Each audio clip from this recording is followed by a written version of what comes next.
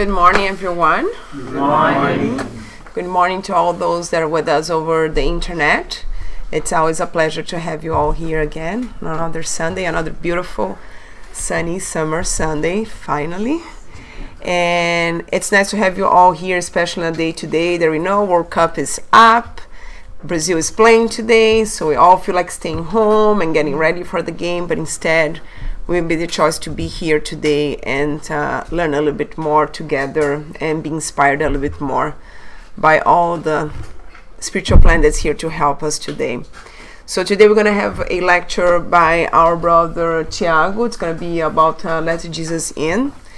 And but before we do his lecture, we're going to have Sandra, who's going to do the lecture and the initial prayer for us.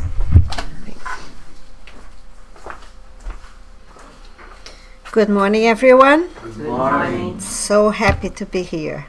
So I'll be reading from the book Happy Life from Givaldo Pereira Franco by Joana de Angelis. If the purpose of your words is not to help, do not use them to criticize. There are two types of behavior: the behavior of those who act and that of those who get up on a soapbox and point out our mistakes, criticizing and tormenting other people. Do as much as you can without expecting either kudos or brickbats. Join those who work and speak with the higher objective of being useful.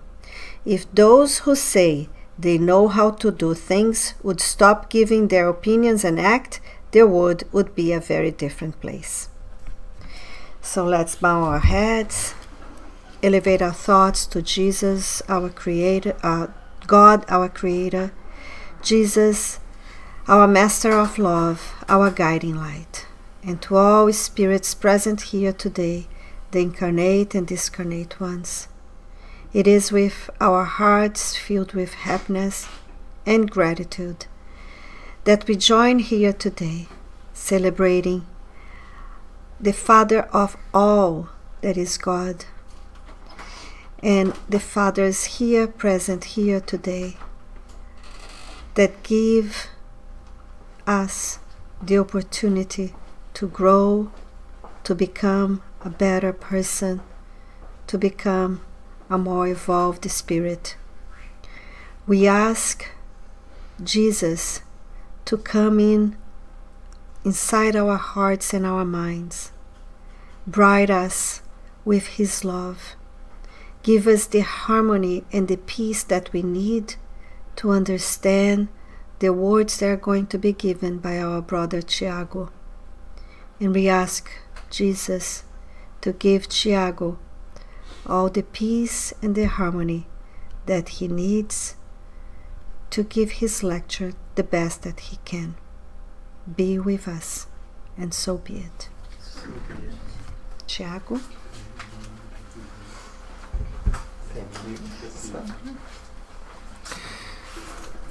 All right, good morning, everyone.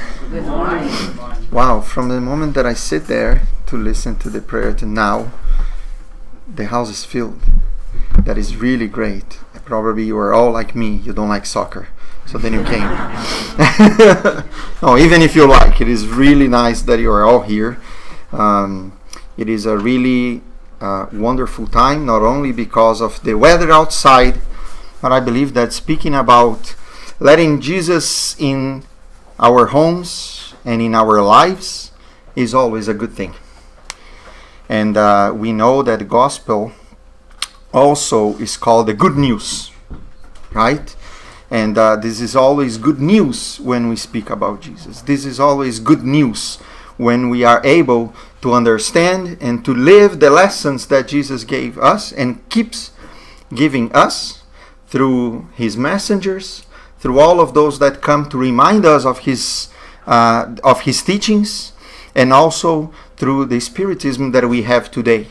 And we're going to understand a little bit more about all of those elements that are going to be very helpful and are very helpful for us in order to use them as tools to let all those lessons enter our lives, and how we can, after letting those lessons enter our lives, we are able to put in practice those lessons so then we can turn our own steps a mirror.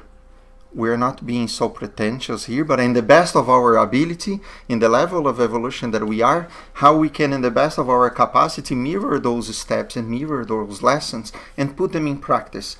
Because we may think that we are too far from it, but in fact we are closer than we think. And then if we don't give opportunity to give those steps, and if we don't give the opportunity to open the door to let those lessons in, we're always going to be trying to wait if we are ready. We're going to always be waiting for the ideal moment or the ideal time. And the ideal time and the right time is now. It is important for us to use the time that we have right now. While I was sitting down, and it happens with me a lot, I can go to many different places when I receive a suggestion for a theme of a lecture. And in thinking about Let Jesus In, I always try to understand from the gospel some of the lessons that Jesus gave us to be a symbol, to be as an expression of what does that mean. And it is interesting because I try to use the Gospels, Mark, Matthew, Luke, and John. Someone's whispered John. Thank you. And in fact, I didn't find exactly what I felt it would be more appropriate. But I ended up finding a passage that came from the Acts of the Apostles. And in this case, Jesus already had departed as a human from earth. But then the disciples were, in fact, all together, trying to hold on with themselves, thinking, we lost our model. We lost our master. And we don't know, some of them may be, regretting some of the things that they did. Some of them may be thinking, did I waste time? Did I really ask the questions that I should? Am I ready now to be on my own? Because Jesus just left in those tragic circumstances that we all know. But they were trying to find within themselves strength and hope to try to keep going. And it is beautiful when Jesus, in fact, comes to them. And he comes to them and he just offers his peace already in spirit. And the symbol of Jesus entering a home where the disciples were. And from there, he started, as the gospel says, as the Act of Apostles said, he started to reveal to them all about the meaning of the teachings that he gave while he was incarnated. And I could only, if I could be a fly in that home with the disciples, and Jesus finally revealing to them a lot of the meaning of his parables, of the meaning of the symbols that he gave to many. Because again, while he was incarnated, he told the disciples, for you I can reveal those symbols because you understand them. But for many I cannot reveal. They would not understand. Well, they didn't. In fact, we didn't. Probably I was there wanting to be, now I want to be a fly inside that home. Probably back in the time I was outside rejoicing about something else. But I can imagine how the disciples would then take those lessons, thinking that they wasted their time or thinking that whatever they did, they regretted. But then Jesus comes back. After Peter denies him, after all the disciples fled, afraid of being persecuted and arrested, after the only one that stayed together with Jesus was John, together with his mother, they were all together.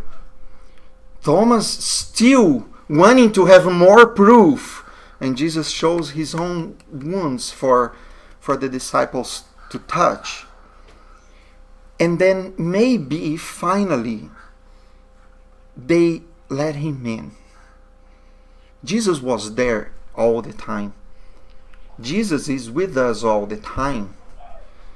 The idea of letting Jesus in is not necessarily letting him in our house or our home, but let those lessons that are already here inside ourselves, for them to make sense for us, instead of simply practice externally something in our houses, in the in that configuration within those four walls, but not necessarily letting those lessons sink in and make sense for us.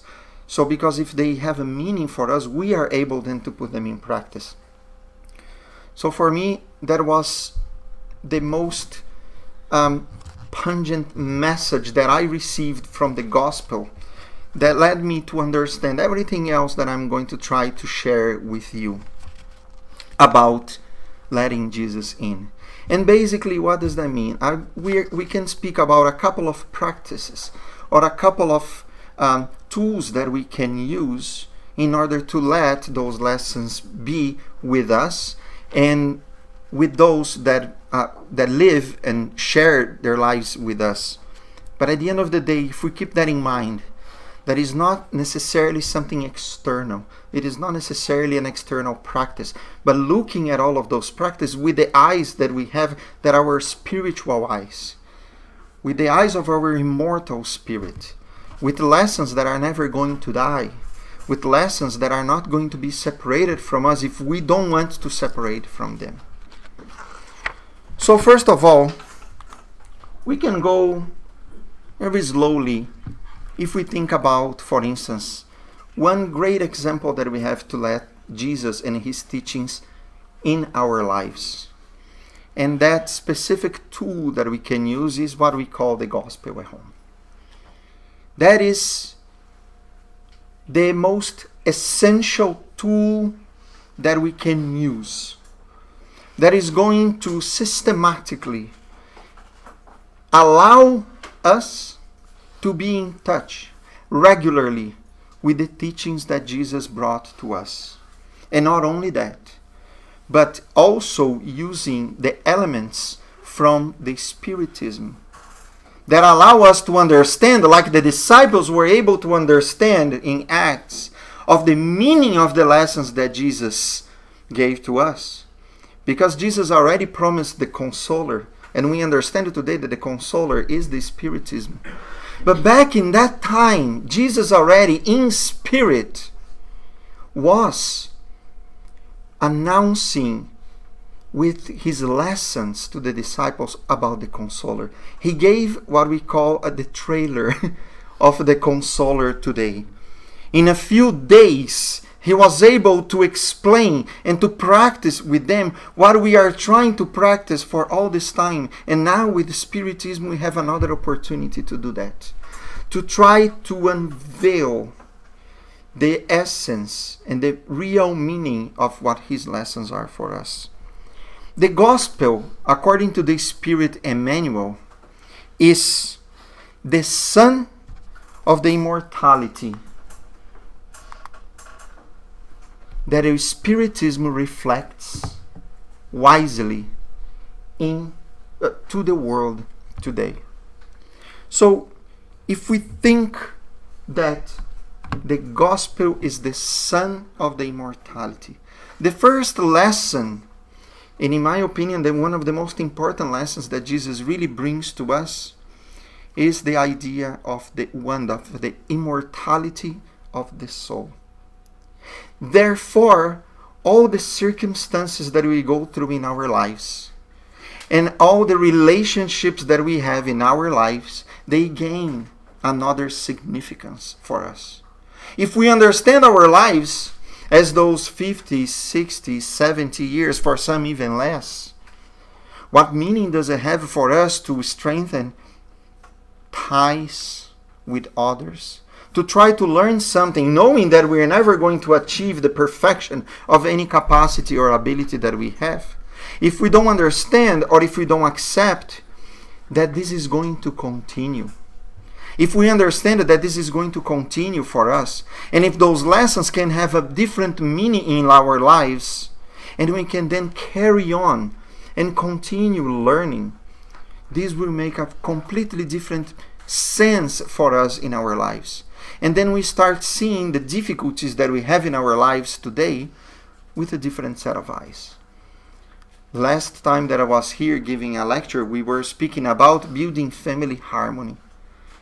And I remember that the lessons were relevant for us, understanding that if the family harmony that we are trying to create today, and we are having difficulty, we can only see the life as those few years that we have together. Why bother trying to recover? Why bother trying to reconcile? Why bother trying to respect, tolerate, forgive, ask for forgiveness?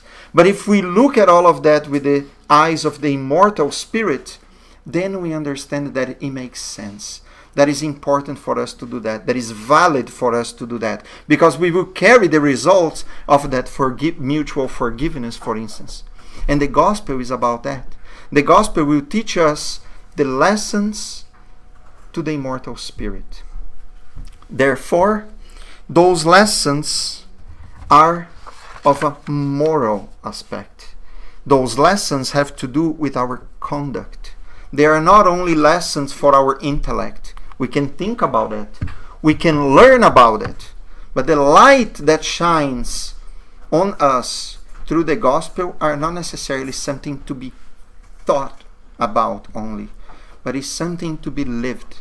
And it's something for us to use in our daily lives, in our conduct with ourselves and with others. Therefore, when Matthew tells us that let your light shine before others so they may see your good works and give glory to our Father who is in heaven, it gives us the understanding that that light or that sun of immortality, it is not only for us, but that light shines also to everyone that is around us.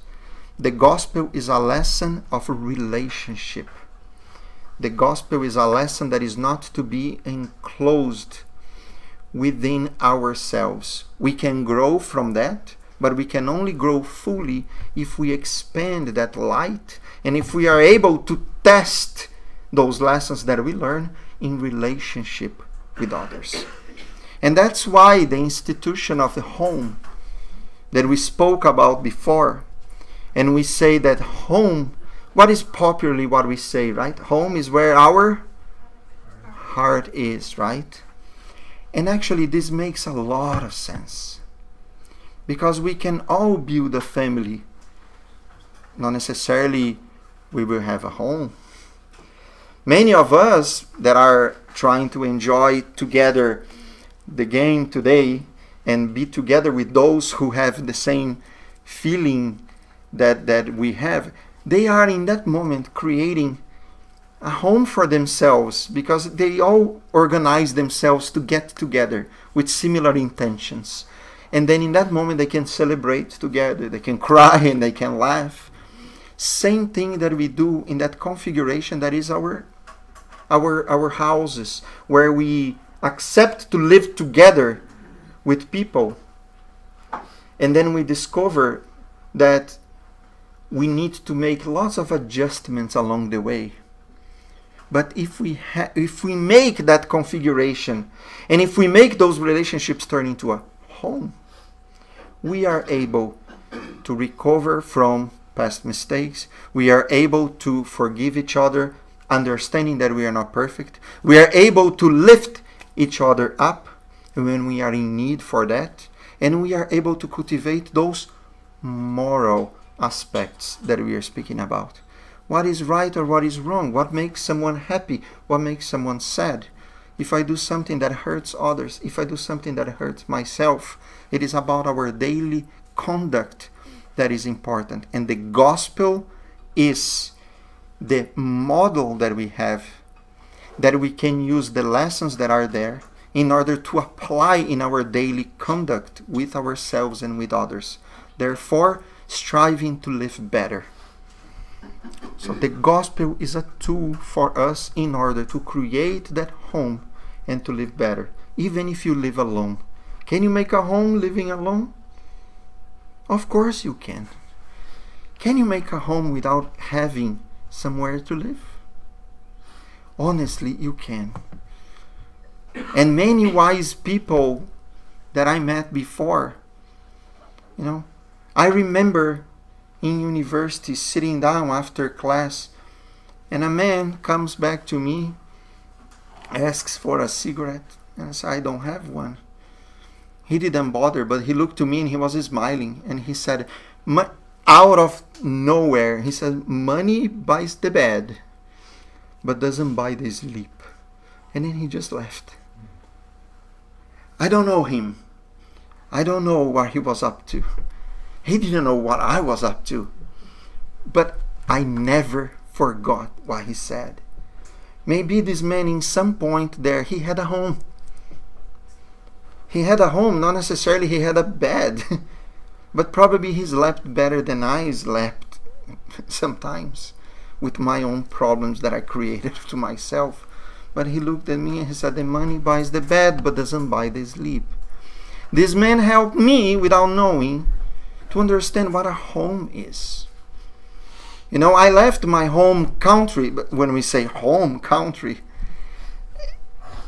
and made a home here as well. I still long a little bit from my previous, living situation with the people that I had before. But today, understanding that I can create a home here. And honestly, the gospel and the Spiritism and the lessons that I was learning and that I am learning, and the decision that I made to change my conduct in order to make that environment a happy environment for me and for my family to live, made me understand what home is. There you go. There is a book called Jesus in the Home that was psychographed by the spirit Neo Lucio through the hands of Chico Xavier. And in this book there is several messages, several stories of Jesus visiting Peter and his family. And I will just read one part of Jesus talking to Peter's family and speaking about home. The individuals bring the heavenly friend into the family sanctuary, where Jesus begins to take control of their passions, to correct their behaviors, and to inspire their speech, thereby enabling followers to express his eternal teachings by means of living actions, through which the Lord intends to extend the divine kingdom of peace and love over the earth. Now think about it. The responsibility that we have in our homes to be the extension of the divine kingdom of peace and love over the earth. And again, when we start thinking, what can I do to help people? What can I do to help the world to be a better place? Again, there are some popular sayings that say, start at home, right? That's our answer. Let's start at home. And from our home, we can then extend what we are learning, what we are practicing. Because if we don't have consistency in the practices that we have at home with those whom we share our lives with, whatever act that we have out of our homes is going to have the same quality of the acts that we have at home. Therefore, how we live with each other is going to be a great measure on how influent we will be in our actions when we step out of our homes. The best school yet is the home, where the creature should receive the foundations of the sentiment and of the character. That is Emmanuel in the book of Consolador, the Consoler. We know that at the end of the day, the foundations of sentiment and the foundations of character are the ones that are going to allow us to build our homes and to build all our conduct, and we are going to be able to influence others, because we can remember, the intellect is very important, but without the sentiment and without the character, all of that foundation can one day crumble, because our intelligence, our intellect, we can use to any direction that we want. But when we have the lighthouse of the sentiment and the lighthouse of the character, our intellect will be directed to a better place, and will be directed to means and to ends that are going to reflect the teachings that we're having from the gospel. Okay. If we understand a little bit about what the gospel is, and again, the gospel is much more than a book. The gospel is much more than the words. The gospel is a living lesson for us. And if we understand a little bit more about home and what that means, we can try to put this together and understand the meaning of what the gospel at home is. So, why? So we can think about why the gospel at home, how, when, what do we need to do. The gospel at home essentially is the habit of shaping and improving our moral qualities at home with those whom God placed us to help each other and to evolve spiritually. And many messengers of Jesus, many missionaries came to us and keep coming to us to remind us of the importance of the practice of the gospel at home. The Spirit Bezerra de Menezes will tell us, let's work for the implementation of the gospel at home when it is within our possibilities. To bring the light of the good news to the family temple is to improve all the values that our earthly experience can offer. That is words of encouragement. Bezerra de Menezes is encouraging us, because this will help us to improve our lives in what he calls the family temple, which is a beautiful symbol to help us more and more to understand the importance of living in family, no matter the configuration of your family, no matter how many people there are in your family, and no matter if your family is you and yourself in the mirror every time that you wake up. And that is already a beautiful family, you with yourself. And whomever would like to share this family with you. And also, the Spirit Emmanuel also will tell us that the gospel at home is not something new, but it is a necessity wherever the Christianity takes roots of improvement and sublimation. When the Master's teachings vibrate within the four walls of the domestic temple, the small sacrifices weaven the common happiness. Weaving the common happiness. That is the proof that we don't build happiness alone. That's why we are together.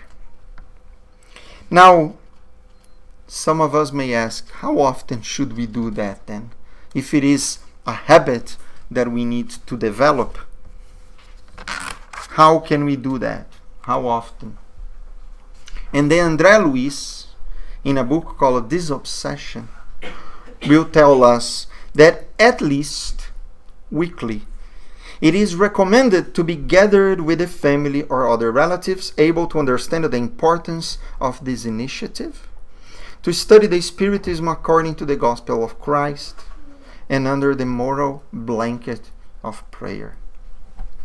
I could condense the entire lecture and I could speak about that phrase in this entire lecture, because at least weekly, here is Andrea Luiz telling us that if we wanted to develop that habit, when we say at least weekly, is because whenever we feel the need and the interest to dedicate ourselves to study and to reflect about the Spiritism and the Gospel of Jesus, please, let's do so.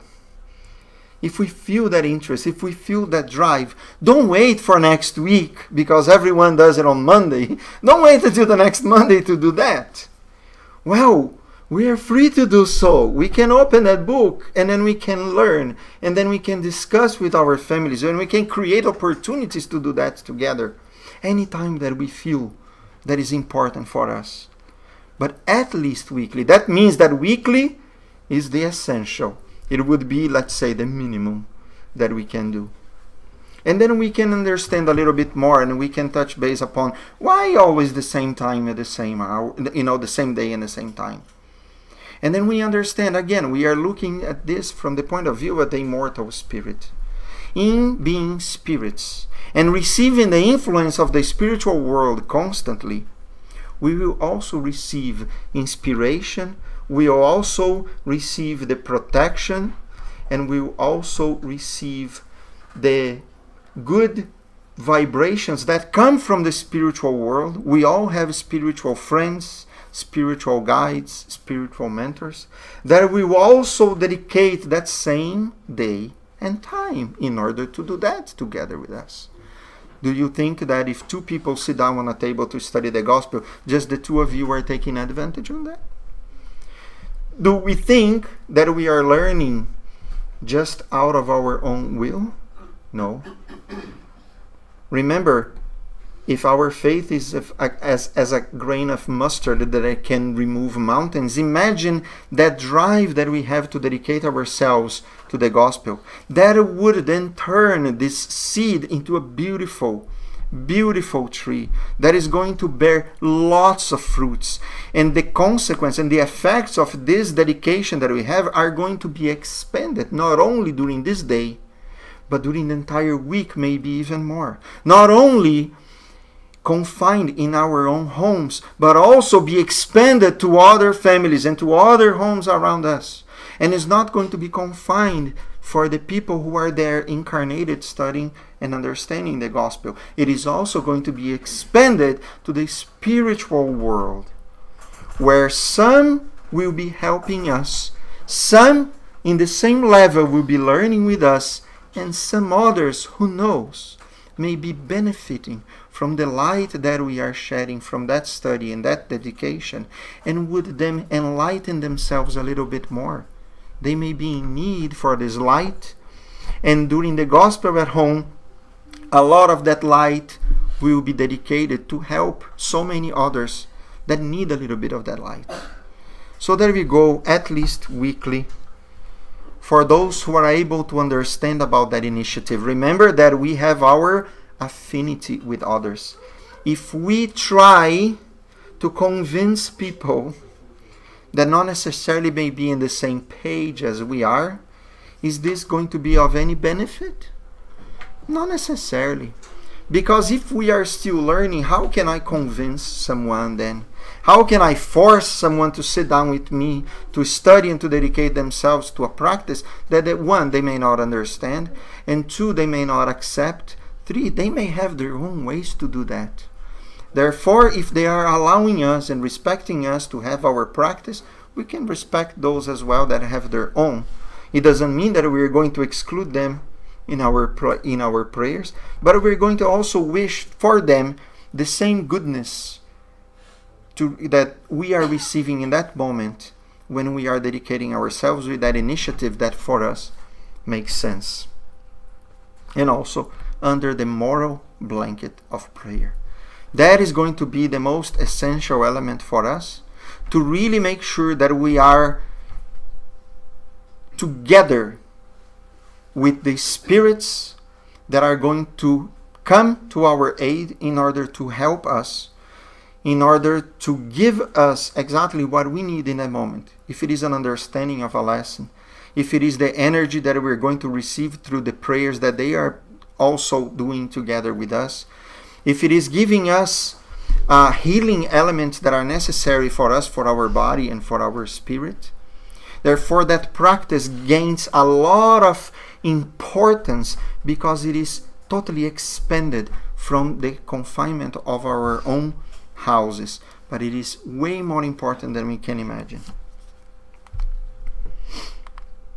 And, oh yeah, and many of us hear that, we read a book about the gospel at home and it says, oh, you need to put water on the table, right? Yes, that is an interesting practice around the water. And what would that mean, right? And here we have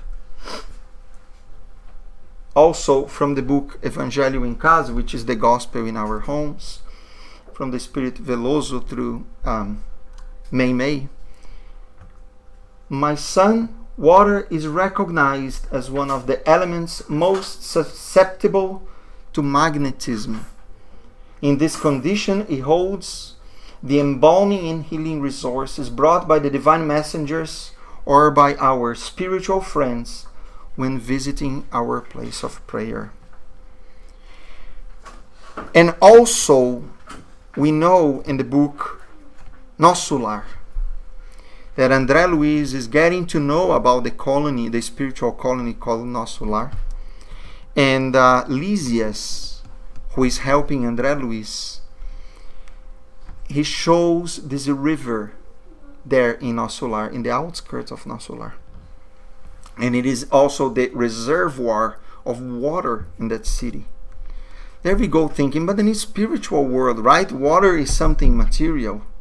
Oh, so then we may be surprised of the importance of the water in our lives. First of all, our planet is called Earth, and it's comprised mostly of water. That is not a coincidence. Our bodies are close to 70% water. Some of the organs inside our body, like our brains, is even more. So it is beautiful because Lysias explains to André Luiz that water is purified by the spirits that are in one ministry of Nosso Lar. That is called the Ministry of Divine Union. That is really impressive because the water in Nosso Lar is connected with the most important ministry in their colony. That's how the water acquires healing properties that then will be directed not only to the colony but also will be directed to certain areas in our earth to help us, and can be a process of recycling the qualities of the water that we have on our earth. Therefore, we may understand not only from Nosso Lar, but also from other colonies and by initiative of other spirits around our globe, how much is being done in order to bring important healing and re-energizing properties.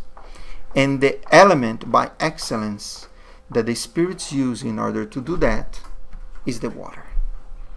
Therefore, we have the water here that receives the fluids and receives the energies and the vibrations from the spirituality, and also receive the vibrations from all of us when we are elevating ourselves through prayer.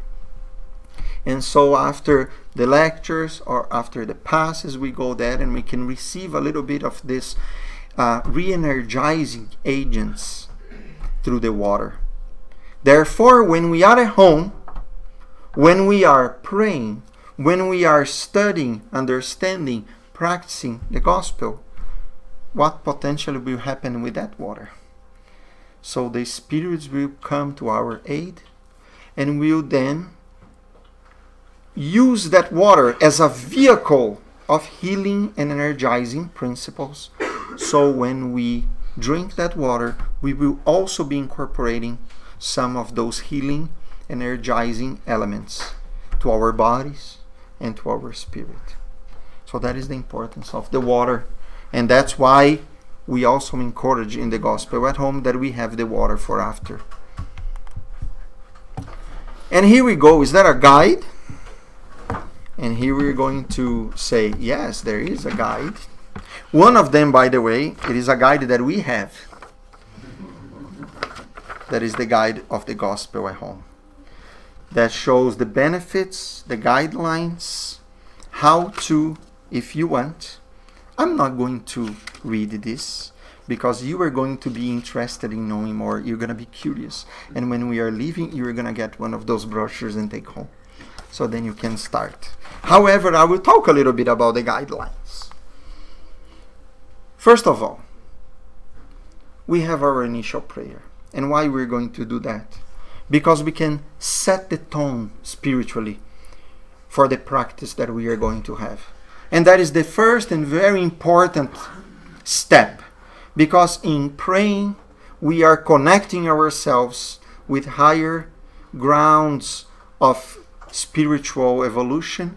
We are connecting ourselves with the sources of that lively energy that is going to re-energize, that is going to help us to vibrate in a different with a different connection, and then we're going to be able to connect with the thoughts and the feelings of our spiritual friends in a more effective way.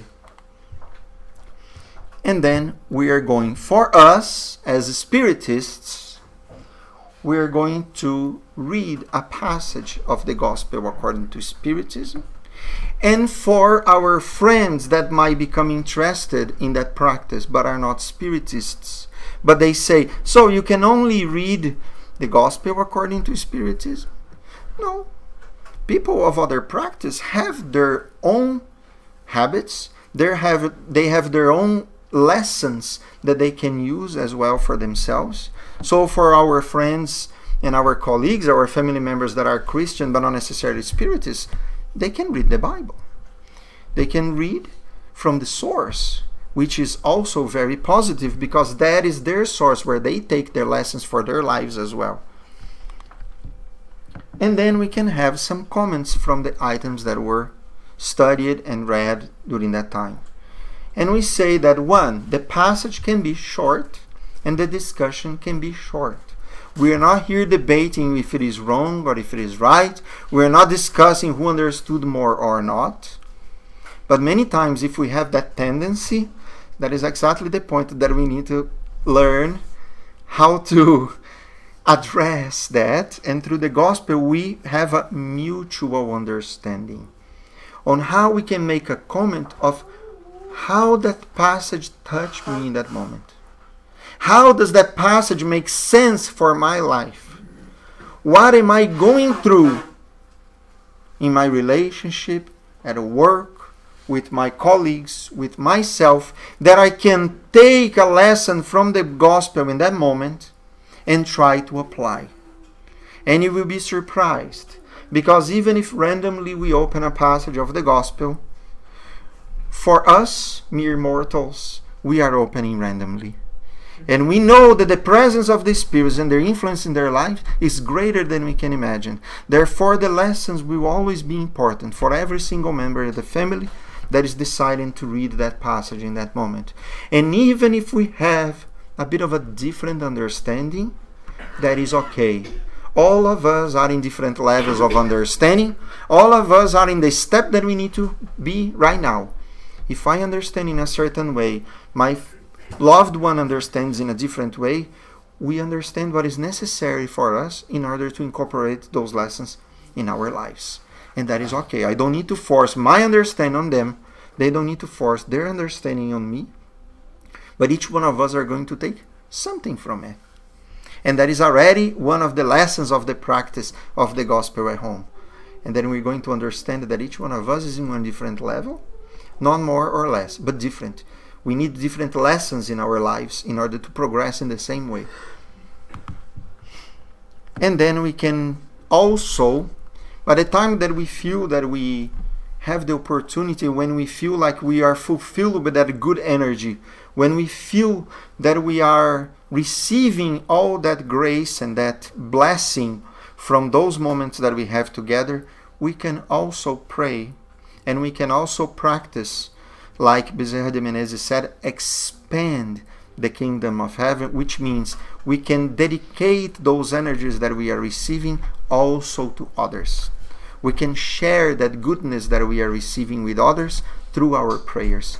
So then we can dedicate some prayers for those that we know that are going through difficulty.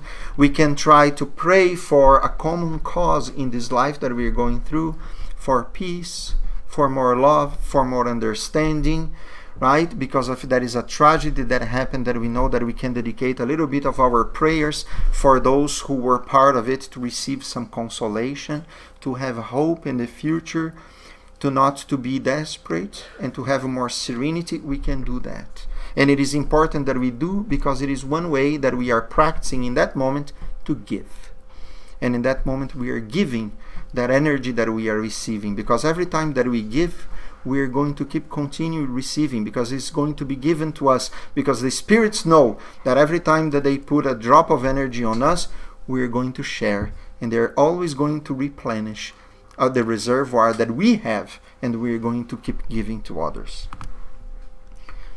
And the petitions are going to happen in the same way. We can think, for instance, and we can ask for a case that we know that of some people that are in need, for our family members. We can ask for ourselves as well. Remember, that is allowed to ask for ourselves. Of course, that you are only asking for yourself, then you can think about that as well.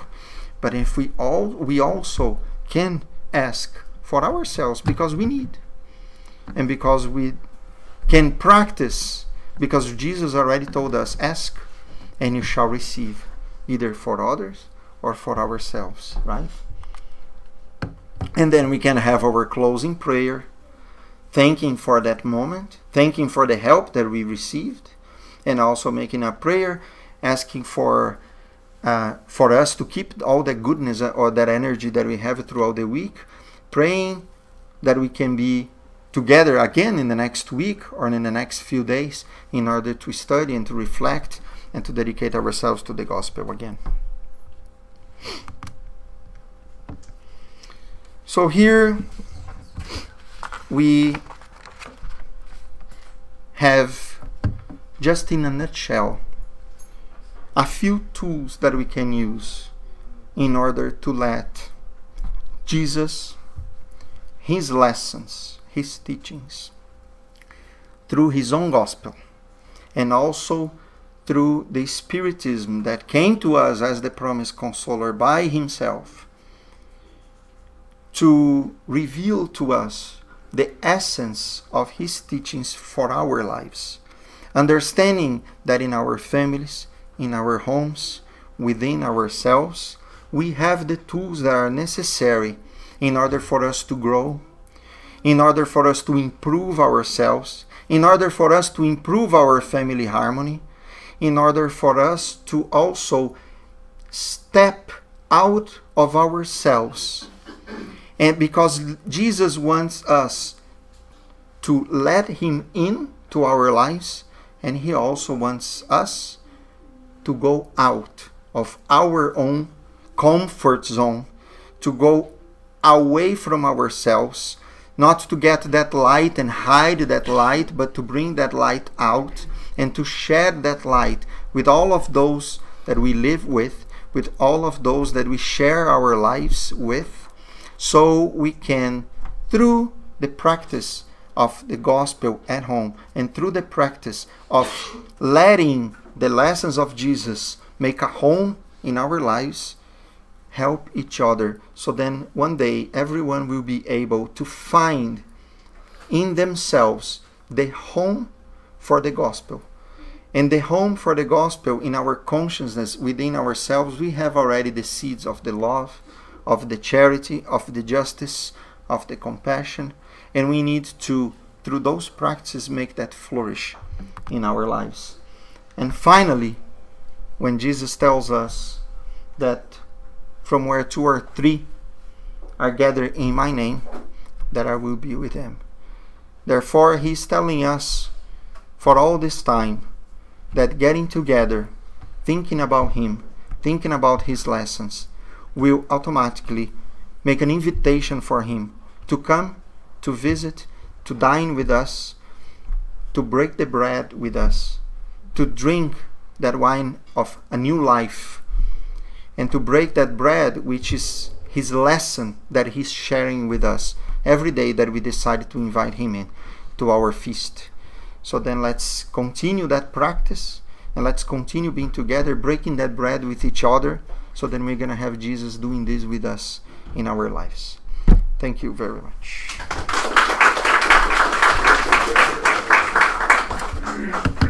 Thank you, Tiago.